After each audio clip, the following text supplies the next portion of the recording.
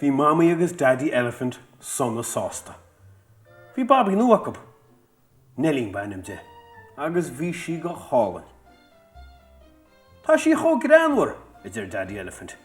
Tá sí chó cliste, idir mammy. Is brála mo lá chahalé.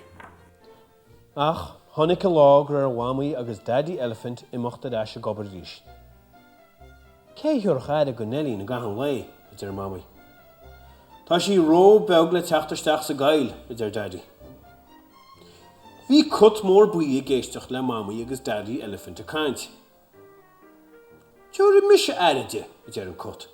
Má thugann sibh se bála béagam gach lá. Cúnneil me Nelín slán sáhaite. An flean, idir daddy elephant. Mas tú, idir mammy. Ná bí búthar, idir daddy. Béis sí go brála se gut deas sin. Ní le sam faoi sin, idir mammy. Ach dimin sí lei agus í beag an búthra. Bé an spríain a Nelín, idir a cut. Fan go bheice tú. Bhí Nelín an sásta. Hain cut go mór lei. Bhí go leor clas na iontacha go gut. Bhí sin an drapa sós na crinte. Bhí sin an fati sa chuir na héanachaí. Gus bhí sin an í héin a líochan le na teanga. Bhí an spríag Nelín agus í héin le chéile. Nuair a tháinig mammy agus daddy elephant ar Aoisghrúpa obair, bhí Nelín sonna sásta. Na ruairt me leat, idir daddy. Tá sí an sásta leis a gut deas sin. Mas tú, idir mammy. An saran na dhé sin, bhí cuire ag Nelín chuig Béarla col ceathair níise. Hasta ó Nelín cuid de na clas na nua spáint go na elephantí eile. Thosa sí an ní héin le na teanga. Bhí íana na elephantí mór eile. Tá sí an ní héin mar a bheith cotán, idir Aunty Evelyn. Bhí clas eile ag Nelín. Sós lei ar a chrán an aice láimhe. An elephant í sin nó cut, idir Uncle Aoimon. Cur stop lei, nó ben na elephantí beag ar fada ar an chrán chéanna drapa. Bhí mammy Nelín náidithe. Go luas a sin ar a buinte bose, idir sí le Nelín. Tá tusa teachta bháile lomsa inis díreach.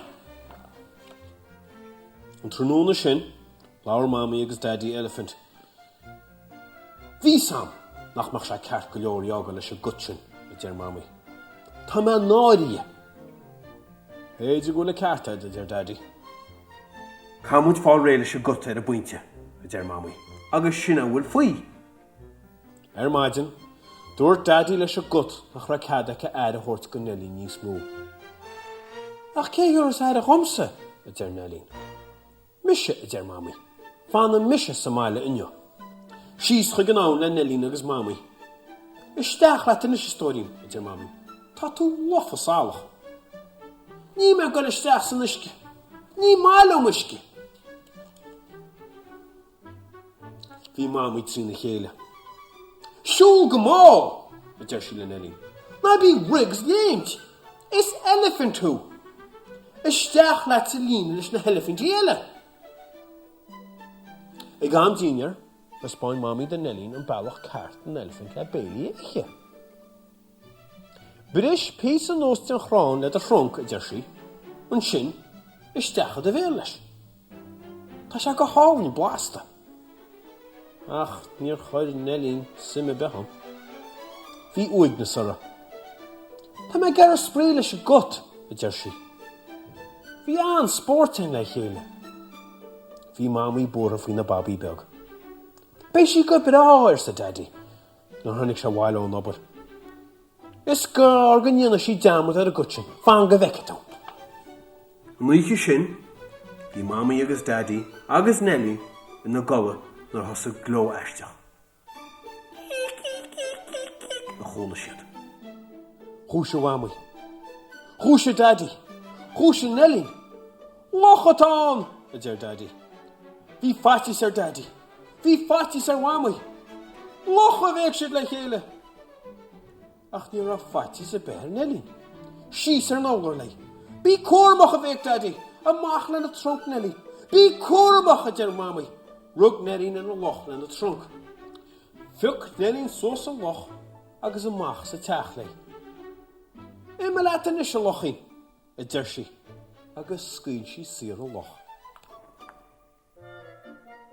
Sin cut a bhún an clásin ó der Nelly'n. An bhfuil cad ag a teach ar ais, chun air a hwtio. Bhíon an spríon le na chéile. An láidir géan tháinig an cut ar ais. Agus an lá sin amach, bhí sí héin agus Nelly'n le chéile a gúnaí. Agus bhí an spríocha le na chéile.